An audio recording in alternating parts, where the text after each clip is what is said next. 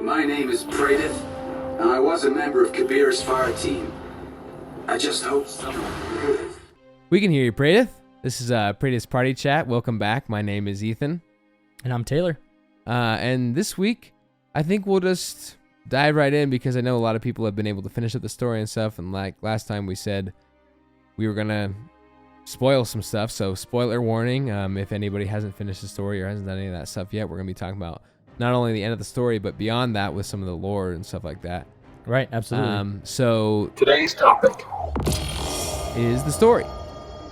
I think I'll just start out by saying content wise, this one was a little lacking, I think, in the grand scheme of things, but the content that is there is very good. Yeah. I can pretty much agree with that. I really I liked the story. I liked the boss encounters. I liked that it was hard the first time through that you played. Yeah, I agree.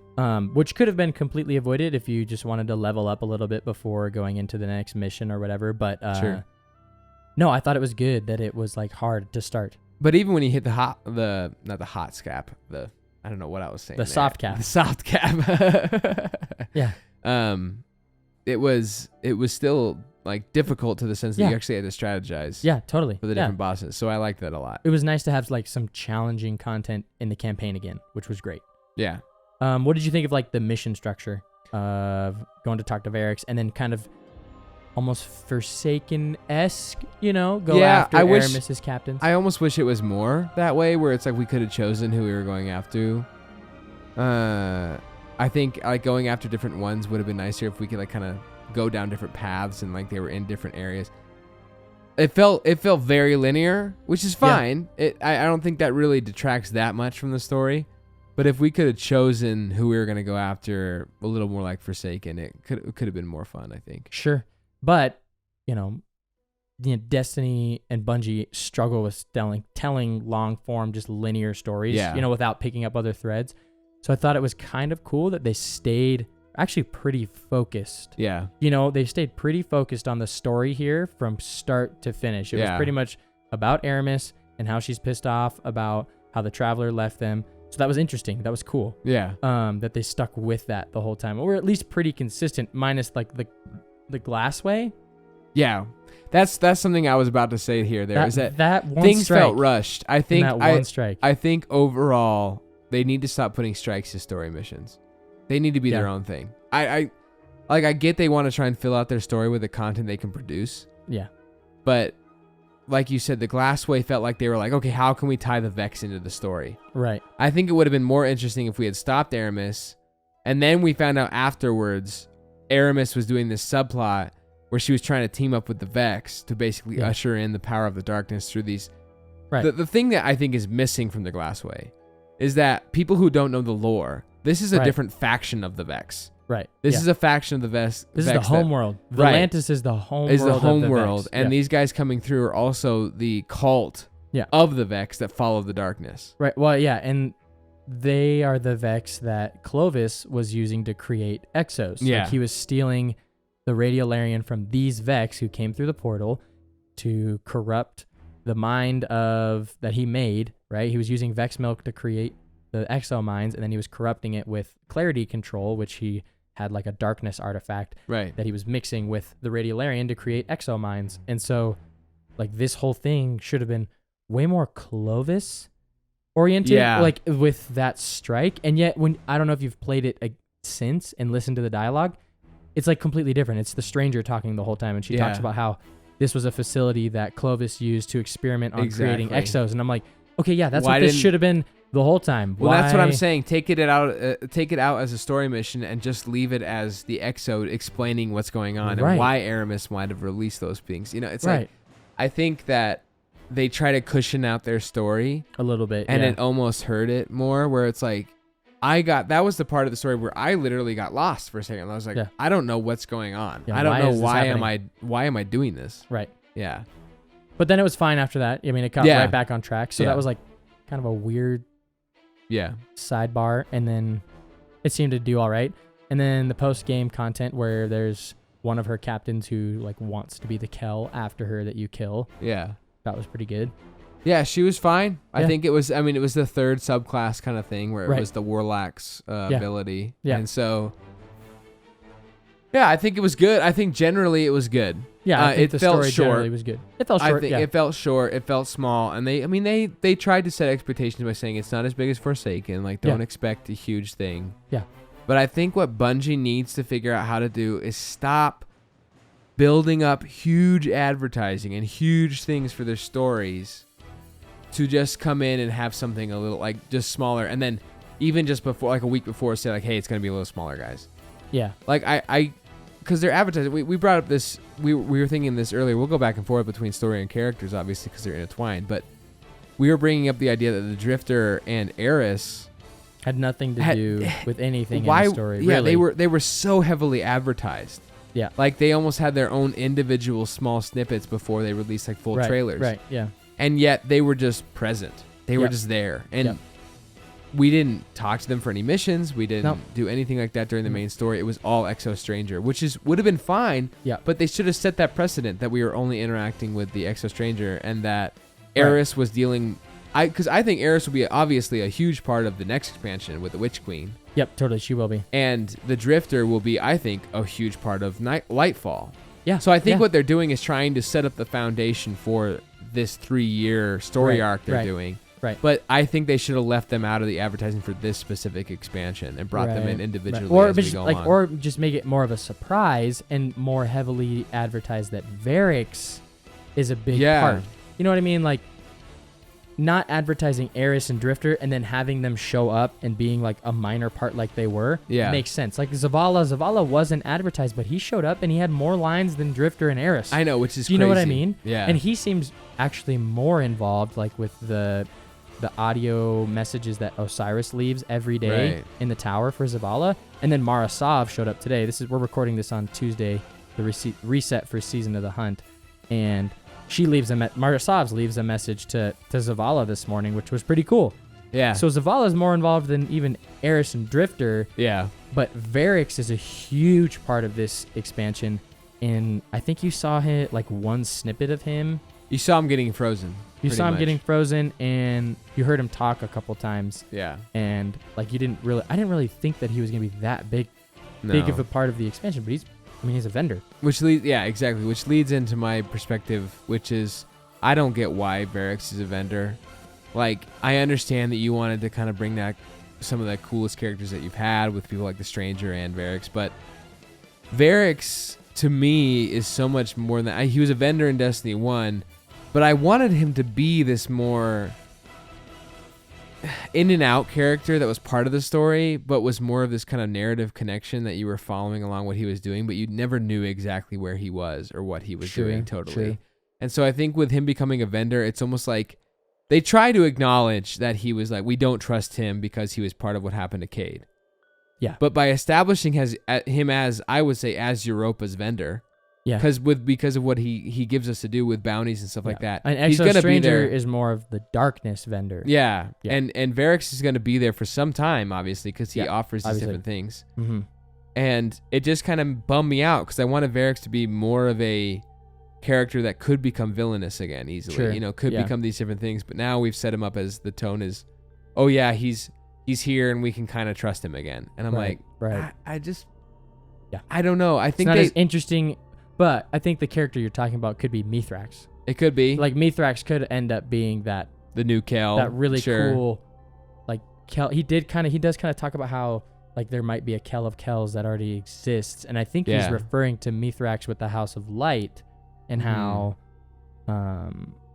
like he could be the guy that brings the Fallen finally back together. Right, and he talks about how he's a small Kel and he's a young Kel and whatever like right. that. So I think what they're trying to set is a precedent that he can be molded. But Yeah, I don't know. I don't want to be sour on it, because I did like the story overall. Yeah.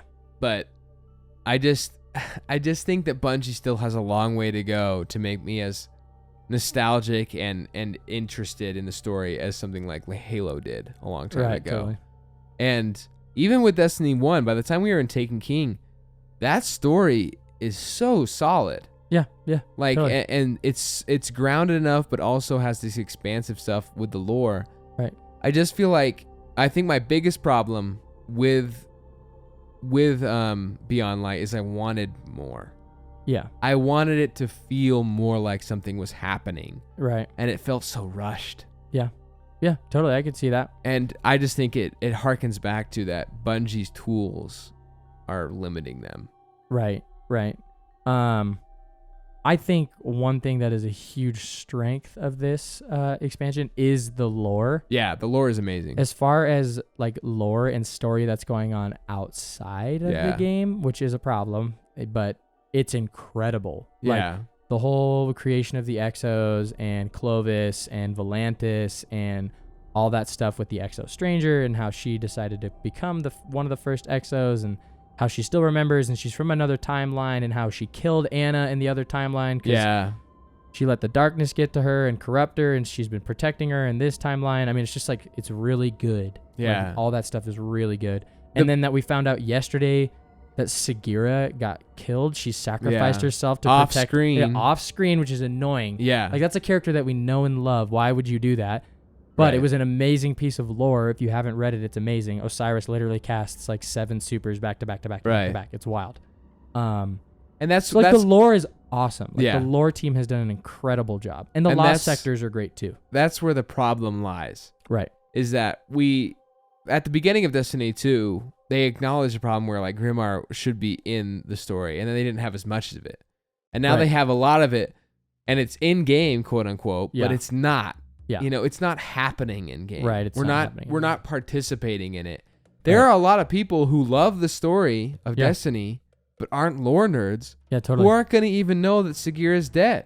Nope. Who aren't going to know. Well, unless there was something today in the beginning of the season of the hunt. I would imagine Osiris addresses that. I don't know.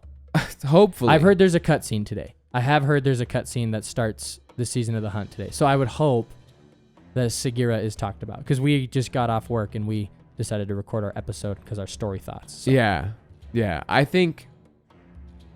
mean, my biggest thing is just that I know that they'll tell us about it and stuff like that, but we don't see these things happen. We don't. Right. I'm wondering if they're going to show anything with Osiris. I see. You know what I mean? saying. Like through the cutscene, are they going to show something where Osiris is like, here's what happened. I did all this, and then Sagira sacrificed herself to protect me. Kind of like the Fallen.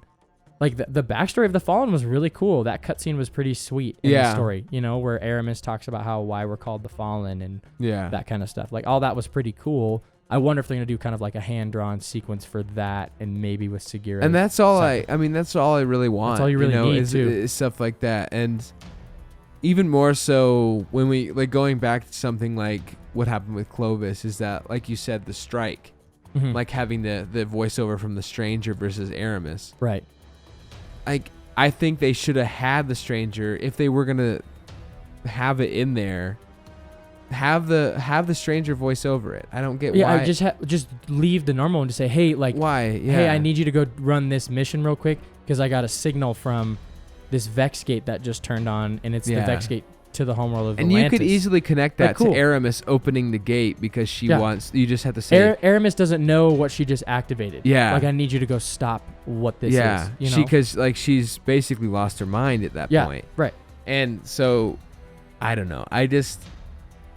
That's my only beef with it, and I can understand where people are coming from right now who are complaining regarding like the content doesn't feel full. And obviously, Destiny's one of those games where it's like over the season we'll get a lot more content as we go. Right, and that is the tough part is they don't do expansions in the way that they used to. Yeah. We're used to how in D1 they would drop an expansion, all of it was there, and you could blow through all of it in a week. Now it's like, dude, you got the whole season. There's going to be 3 or 4 exotic quests that come out. We're unlocking our subclass like slowly every week. You know, we got 2 more aspects that unlock this week. Not aspects, fragments that unlock this week. Yeah. And you still only have 1 aspect, you know what I mean? And I think the bottom line problem is that like a lot of people have said this. We are not the first people to say this, but vaulting everything makes it look bad. Yeah, it makes it feel like a lot less content. I'm not complaining about that because I don't really mind. And we get the Cosmodrome back, but it is a reissued planet that people have seen before. It's not new. Yeah. And I think the biggest problem, a lot of this could be solved if I think they had added either one more strike and a Crucible map, or 2 Crucible maps in addition to the strike. Right. Just something else. There's just it just feels a little short. There's I agree. something And missing. you know what? Yeah. They have released surprise stuff after a raid is completed, and Maybe that there that could be a happen. strike. You know what I mean? There That- could be a Crucible map. there could be. That's in what I'm saying. Yeah. There could be a Crucible map that releases when the raid gets finished this Saturday. So I am still like the verdict is still out for me because they have gated stuff behind Yeah. the raid before. So I am excited to see that, to see if they do anything. I hope I'm they not- do. I hope so too, but I have Well, no idea. because wasn't the like obviously no one really liked the Emperor's map. Yeah. Emperor's From Respite. that's what it is. From the Leviathan. Yep. But that didn't come out until after the raid. The raid. Same with Last Wish. Citadel Yeah. didn't come out until after Last the- Wish got finished. after the Same raid, with right. the Corrupted Strike that got released right after Last Wish. Yeah. So there are things that they could release have after. done this I before. can't see another strike happening. I can't either, but I could see a Crucible map. But It shocks me that they But haven't. what they about didn't that have it in the front. section? You know what I'm just remembering? What about that section with those weird Vex gates and like those little diamonds that we saw in the trailers? That can't be from the raid because they don't show inside the raid. What is Yeah. that? Is that a dungeon? I can imagine there's a dungeon at the end of this expansion. So that would be huge. That would be huge. I mean, that would be a ton of content. If they then. added a dungeon and a Crucible map after the raid, that's people would. Yeah. I think people would back off and understand what they're doing. Oh, totally. But I think they just need to make that more known that they're doing these. Like, Yeah. I get of course I want there to be secrets that we find out. Right. But when it comes to baseline content like Crucible maps and strikes and stuff like that, I Yeah, think but you keeping should. dungeon secret, I get. Dungeons make sense, but if you're having a Crucible map or things like that, like I think that Yeah. would be really helpful for you for marketing purposes. Yeah, I agree. And that's what I'm saying. I still don't know, what their goal is there. Yeah. But it is interesting to think about that because I didn't even think about that till we started talking about it. Sure. But they have gated stuff. Like They Shattered have. Throne, it took 3 weeks for Shattered Throne to show up.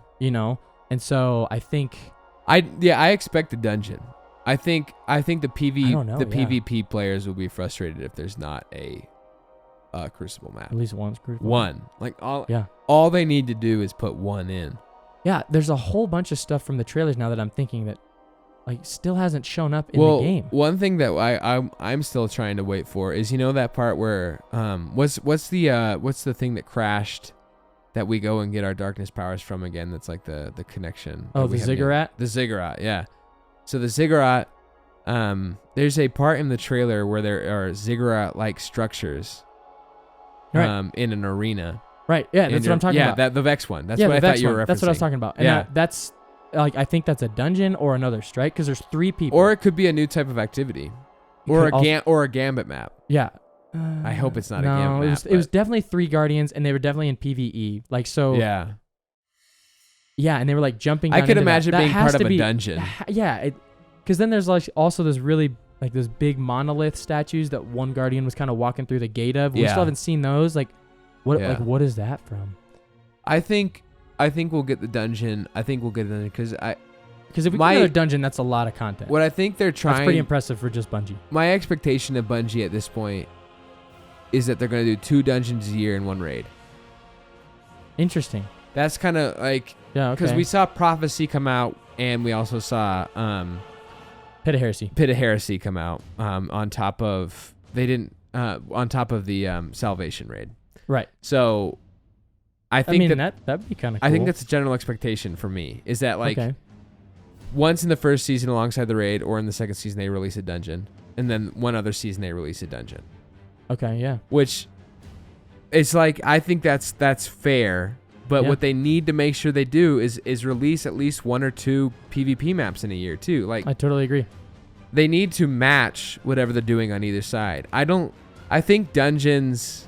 I don't feel like PvP Strikes, I don't- maps have to really take that long. To I don't can think they really, much either. Do they I mean, really take that long? The to design? reality of it is that it has to be fair, where it's like you I have to mean, make it I'm an even and armchair game everything. designer right now. I have no idea what I'm No, talking about. I but think it seems to me like that's got to be something that's not too terribly hard. I think the hardest thing about it is not necessarily the assets. Like they could pump something together with assets they have that are pre-created pretty Yeah. easily. I agree. But I think more of it is the testing. Yeah. They don't have a fleet to test, especially I think the reason they're having trouble right now is because with the COVID stuff going on, Yeah, I think it's affected them a lot. it's been affecting them a lot in that they can't have physical testing. They can't have a group of people they can take information from and decide on things. Right. And that has broken into things like the PvP maps where it's Yep. like you need Yep. to test those, because if Totally. there's just like a problem with it where it's like this lane is just broken, Yeah, you can't release it. yeah, totally. But still, like, even if it's busted, you gotta release one. Oh, speaking of busted, just a real quick sidebar. So my first PvP match I played with Stasis. It's pretty nasty. It is nasty, and I play as a warlock. I had 2 Ghost of the Knights and we ran in the first game. Yeah. I was like, oh, the this- range this range is- of the warlock Stasis I is was like, pretty this is- pretty unbelievable. this is nuts. I had a we ran and 2 Ghost of the Knights, and I barely even knew what I was doing. I mean, yeah. I've popped off now like quite a few times because if you run Claws of Amkara full strength Yeah. build and you're using Traveler's Chosen, I have pretty much an ice ball for every encounter. It's pretty nuts. And I think that Stasis will be nerfed just in the sense that they'll make the freeze. I don't know if people will be frozen anymore in PvP. I think you'll still be frozen, but I think they'll it'll have to adjust how long that you're in it for. Either that, or I think you're just gonna be slowed. Kind of like the Like if you're suppressed. the Hunter Knives, they can slow you. Yeah. Mhm. I think that they'll just apply that to all of Stasis. I mean, that's still pretty good.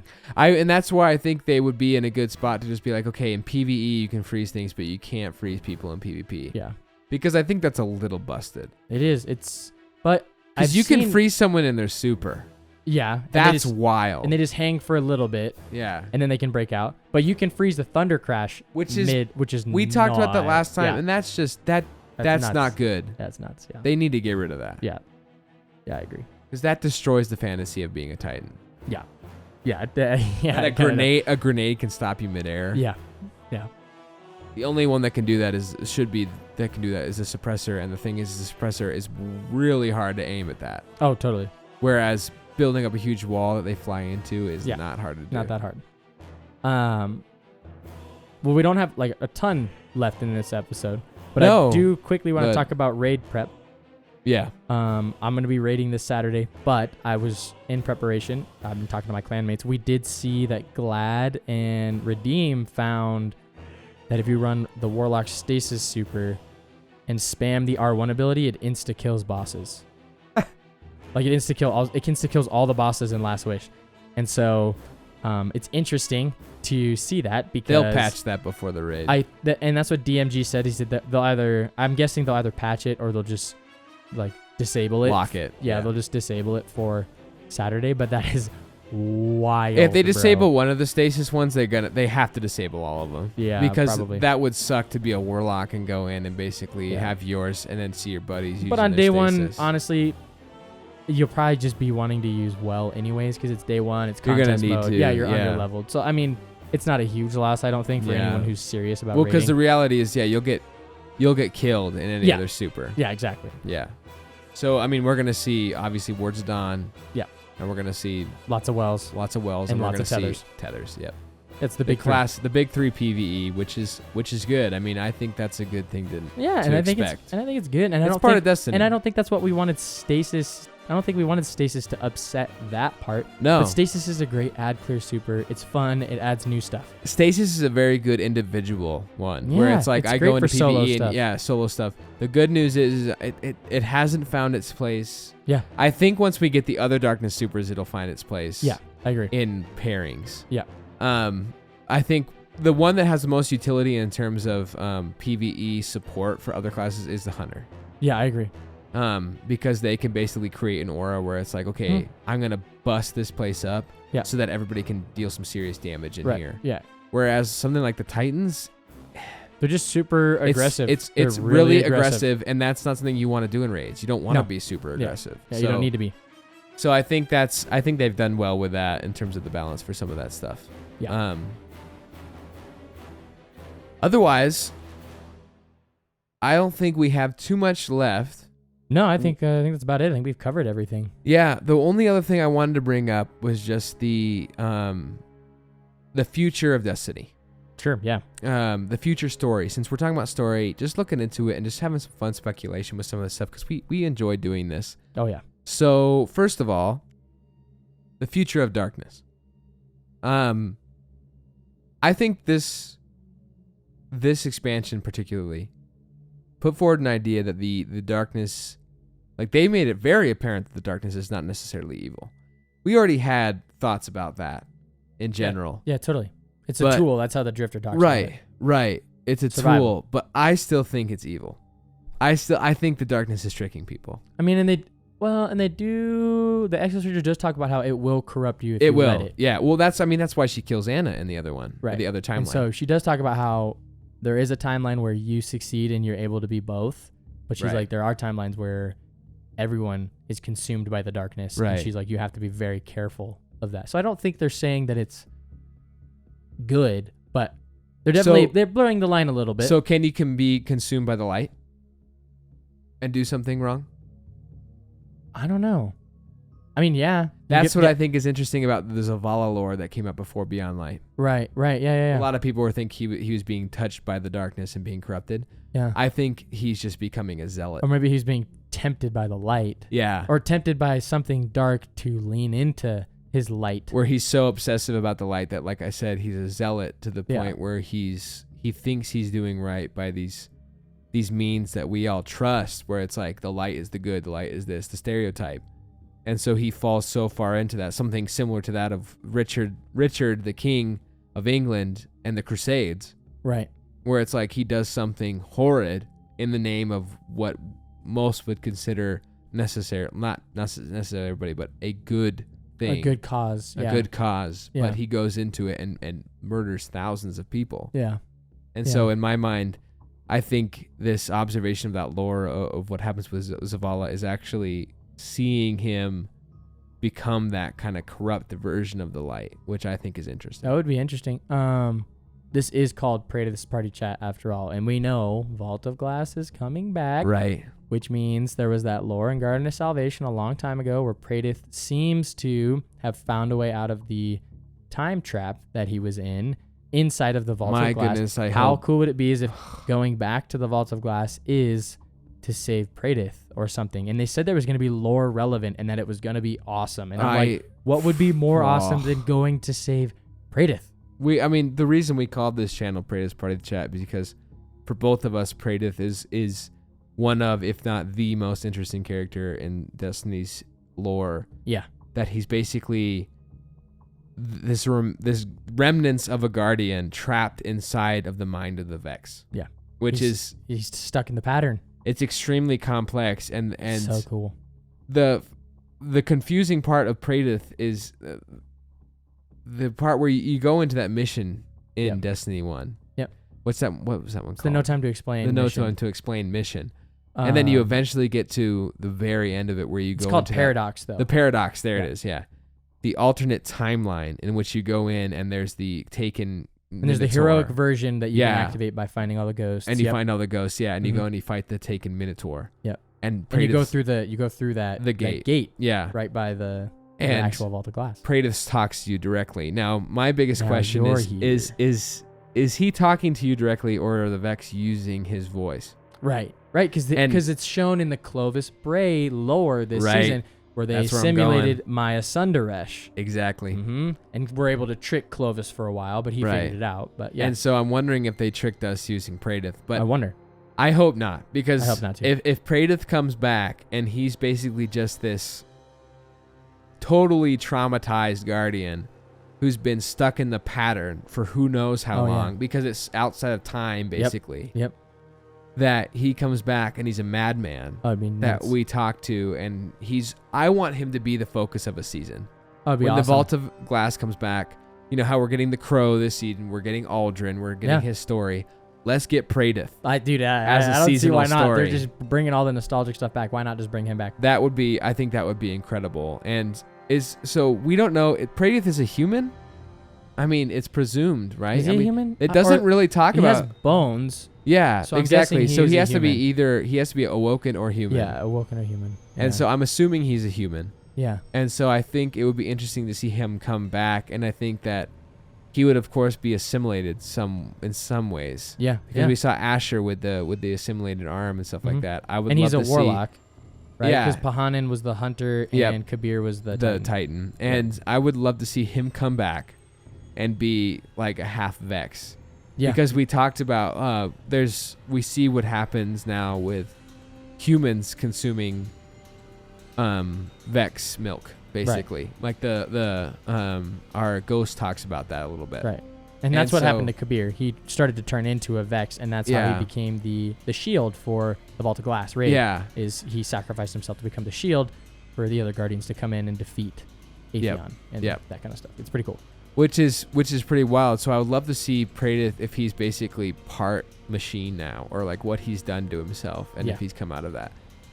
There's so much potential with Praedyth. I don't get why they don't Yeah, I don't either. use him more. I don't either. That's why we're called Praedyth's Party Chat, Yep. because we're trying to subtly inform Bungie every time we post an episode that we want Praedyth to come Want back. Praedyth to come back. And okay, so moving forward into the Witch Queen, I think I want to see the darkness take a back seat in the Witch Queen. Like and I think it will because it they will. separated Savathun from the darkness for sure. It absolutely will, because I think the only part that the darkness will take in it is that the darkness is basically going to give us a subclass because it knows Savathun wants to stop it. Because Savathun wants to be the ultimate power over both the light and the dark. Like, it doesn't care about either. Savathun thinks she's powerful. Well, we'll just give you Decay, which is her power. Yeah. Go ahead and use it against her. And I think that would be interesting because I would love to see basically the opposite perspective of Aramis, because Aramis is like leaning towards the dark, hates the light, and then we're gonna see Savathun who hates both, and then I think in Lightfall we're gonna see somebody who is a zealot for the light and That'd hates be the dark, interesting. Yeah. which I think this is wild. I don't actually think this is going to happen, but if we're leaning towards this Zavala stuff, I think over these next 3 years, Zavala's basically become more and more angry with what we're doing, and I think he might be a major villain of Lightfall. That would be cool. That'd be Because really I cool. think it's a metaphorical representation of that the light is falling into corruption. Yeah, that would be really cool. Which I think would be really amazing. Be interesting. And then at the end of that expansion, Zavala would basically be redeemed. Yeah. And then we get Destiny 3. Which That I would be still think is wild. happening. A lot of people don't think that's. I think it's happening. Destiny 3 would be crazy. Destiny 3 is going to be where they say, okay, now you got to choose. You had to pick light or dark. That would be cool. And so, I think they're leading up to that, where we're given the hatred of the light, we're given the hatred of both, and then we're given the hatred of dark, Yeah. and then we're here to given the choice. Okay. Go ahead and decide. And they go full MMO. Yep. That would be cool. Where you have factions and you have different races on either side. That's that you way can be. wilder than what I was thinking. That's cool. I like Yeah. that a lot. That's super cool. Yeah, I know it's way out there, but I've been a dork for a long time, and I've played almost every World of Warcraft expansion, and obviously Luke Smith was a Scarab Lord. Yep, exactly. And out to all of those people who are playing World of Warcraft right now, we know everyone out there hates BFA. Taylor's not going to know what the heck I'm talking about. Nope. But Battle for Azeroth sucked. Everyone knows that. And so the idea of like the big faction war is obviously tainted. But what I will say is that it leads to cool things like what's happening right now with Shadowlands. This corruption of power between two sides, and finding out that there is a secondary power behind everything is what I'm leaning towards. So in other words, when I talk about this choice between the light and the dark, I think there's a third power we don't know about. That'd be interesting. The 9. I think the 9 are manipulating a lot more than they're giving on. You Yeah, hit the sure, nail on the could be, head. That's totally could be, yeah. exactly what I was thinking. Yeah. Amankara and the 9, Yeah. these secondary powers that are basically pulling the strings of different things, Yeah, I could think be. they are way more important than Bungie's letting on. Yeah, it totally could be. Yeah, that'd be wild. Prophecy says a lot more about Yeah. the story and lore than we know. Yeah, oh yeah, totally. I agree. I do think that the 9 are going to be a bigger deal than we think coming up. I think we won't see much of them until Nightfall. Sure. Yeah. And I think we're going to see a buttload of Callus in Nightfall. Yeah, that'd be cool. Yeah. Yeah, I he think- finally comes back. Yeah. Because I think... That would be cool. Because I guess he's left for now, quote unquote, because the Leviathan's gone. Yeah, Leviathan's gone. And his his daughter is like calling out to the Cabal, I guess. Yeah. Mhm. And so I think what we're going to get, a season before Lightfall that has to do with the civil war of the Cabal right now. That would be cool. And that'll lead up to Callus's return. Nice. That'd be sweet. Yeah. So I think there's a lot that they have the potential for. And this is the first foundation in, like they said, a 3-arc story. So this is the time where, yes, we look at this and we say the value of what you guys have put forth on face value is not great. Right. For its money. But if you guys set this But up it's as a a great foundation, It's a great foundation. it'll be, and you can pull it off in 3 years and we see some of this stuff come true. I think the lore and the way the story feels and the way the world feels is going to be a lot darker tone and a lot more conflict, which I think is what Destiny needs. This whole obsession with the light that was pushed when Activision was in the lead, where it's like good guys versus bad guys. Right. Defeat the bad guy and win. Yeah. Is not ever what Bungie wanted to do. No. So I think in terms of direction, that's the best thing that's benefiting from the Activision Oh, totally. split. Yeah. They get to kind of choose their own fate. Yeah. Bam. But I think that's a good conclusion where it's like Totally. we're happy to see where Bungie's going. It's a little rough with growing pains right now with it's the very rough. DCV and sunsetting, but like the loot pool will catch up. Yeah. They need to prove that this was worth it. Yeah. And I right now I think they will. And the raid's not out. There's still a lot of content I think that they're hiding. Hopefully the raid isn't as short as people are speculating. Yeah. And hopefully, fingers crossed, Clovis is the last boss. we talked about that before. Hopefully it's not just some arbitrary fallen who's taking on what Aramis was doing, quote unquote. I want it to be something more ancient. We'll see this Saturday though, so we'll be watching. I'll be watching. Taylor will be playing. I'm excited. Very excited. I'm light level ready already. Yeah. I haven't even done my drops this week, but maybe we'll start streaming at some point so you can actually watch one of us play. As of right now, that is not going to happen. No. Neither of us have that much time. But thank you for listening. This has been as always, we appreciate your viewer. Absolutely. It's awesome. Absolutely. And listening. Like and subscribe as usual. Leave a comment if you feel pushed to do so. Yeah. Like I say in the description, make sure if you have anything that you want us to talk about or any ways that we could improve the podcast, let us know. And remember, Guardians make their own fate. See ya.